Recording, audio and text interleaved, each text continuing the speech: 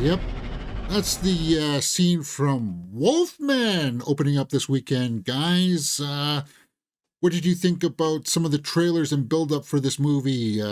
Directed by Lee Whannell, Wolfman 2025 stars Julia Gardner, Christopher Abbott, and Lee Whannell as Dan himself. All right, so this is an update to the Monster series that Blumhouse is producing, right? The Invisible Man, that kind of thing. A family at a remote farmhouse is attacked by an unseen animal, but as the night stretches on, the father begins to transform into something unrecognizable. Now, interesting premise, right? How does that work with the old school Wolfman? And based on what you've seen in the trailers, it's kind of like, well, for the most part, this movie's got me sold. And if you are a horror fan, then you'll want to check this out to see how they executed this new Wolfman story. If you were a fan of maybe, I don't know, makeup or a fan of one of these actors or Lee Whannell, then you'll want to check this out.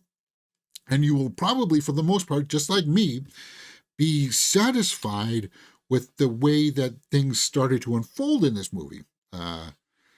Like the tone, the approach of how this is going to play out, right? It's more of kind of like a infected story of, okay, the father got attacked by the werewolf, and now this family's got to deal with how this is going to all unfold.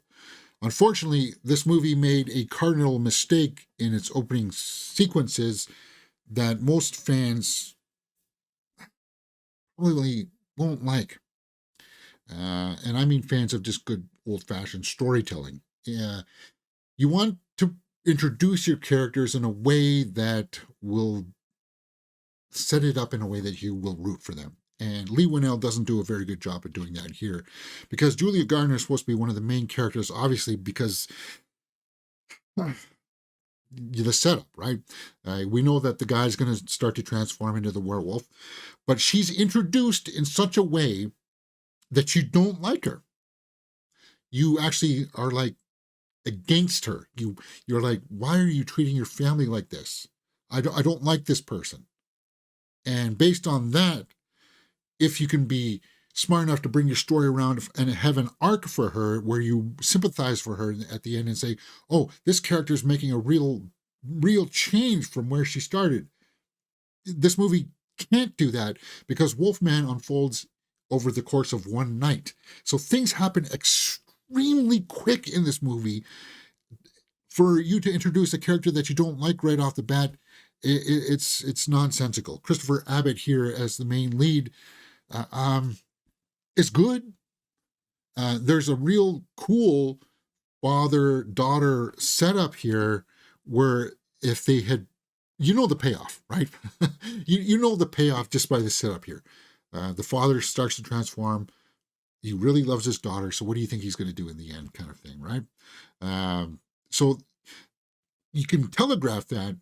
It's just not executed towards that all that well because so many other things in here make you scratch your head where it's like, all right, there's something outside scary for us that's trying to kill us. Let's just leave the daughter sleeping alone in a room all by herself. It's like, no. You've got a house out in the woods where all the windows and doors have got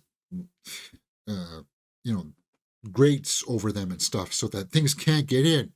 But then you've got a big back door with a doggy door, a big doggy door, like something almost like I could fit through.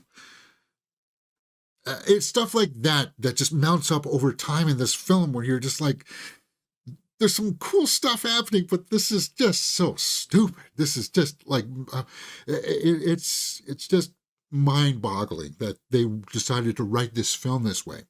And in a very quick analysis, I'm trying to articulate this. You can tell that it is in the writing, uh, that there could be something more in there to explain some of this. And maybe it could be editing that has chopped out some story parts that would help fill in some of the gaps to give it a little bit more character. But it feels like it's been cut down, or because there's some stuff in here that does pay off, but it's just muddled at times. It's just like, why are we doing this kind of thing, right? And I think it's like the big hindrance to it is that they chose to do it over the course of one night. Okay, they get stuck in the house for the first night. He starts to slowly transform. I think that would have been more enticing than as opposed to it all happening in one night, because those stories are really hard to pull off. And it goes back to that point about her not being likable. There's like, you don't want to root for her. You want her to die. And it's like, why? Why would you set up her character like that, right? So either Lee Winnell was forced to make these changes and these cuts because that's what the studio wanted and his original vision wasn't there, or he lucked out for the few scenes that worked, right?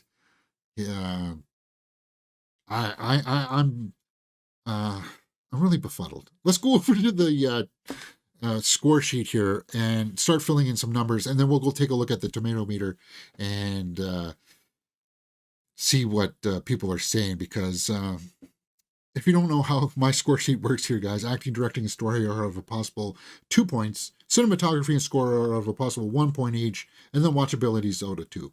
So let's fill in the top here. Acting. Acting was serviceable, straight down the middle. 1 point for acting. Directing, I'm going to have to say 0.5 because some technical aspects were there. It was sounding okay. Some of the B-roll nature shots were cool. But it's a dark film as well. And while we saw a dark film with Nosferatu pulled off very well, Wolfman struggled. And I think it is coming down to directing now that I'm thinking about some story parts, because I don't know if Lee Winnell has proved himself in the past, but by default, every movie gets a 0.5 because the premise is interesting. But I did like the stuff with the father and daughter stuff and how it mirrored him and his relationship with the father. See, that's what I'm talking about. There's some interesting stuff in here. It's just not executed all that well. Cinematography and score, serviceable. So that's right down the middle. So we're sitting at 3.5 right now for Wolfman, and that's not good. So let's go over to the tomato meter and see what people are saying for Wolfman. And I'm bracing 55% by critics, 64% by the audience, and that's looking, I'm a little bit more on the critics side. Let's go down and take a look at some of the snapshot reviews from the critics. Somebody who liked it. As unusually intimate werewolf film, an unusually intimate werewolf film whose protagonist, though turning irreversibly atavistic. Oh, God. Oi! I don't even want to finish reading your review if you're going to use words like that. Sight and sound. The Age, Australia. Technically, a good deal of Wolfman is ruthlessly effective, including the use of practical effects calculated to make up us wince as computer-generated.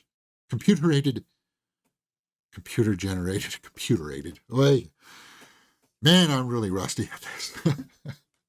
Calculated to make us wince as computer-generated images seldom can.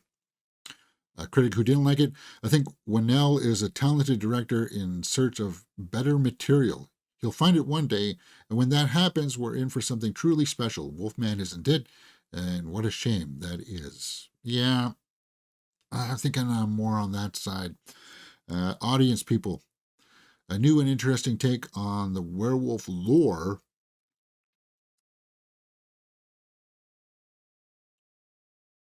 Processing the lore part.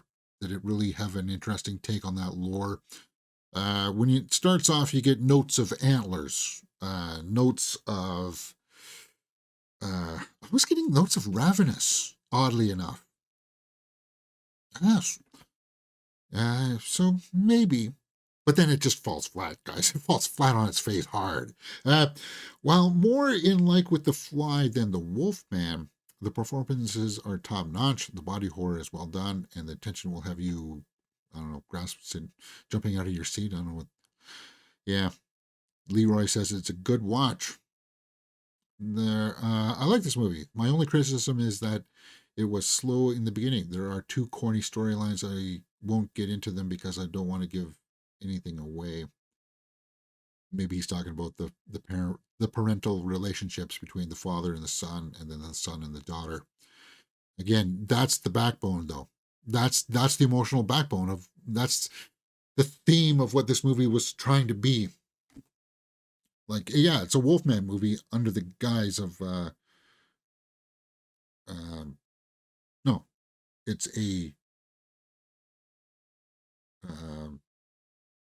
parent kid relationship movie under the guise of a Wolfman movie. That's what I'm trying to say.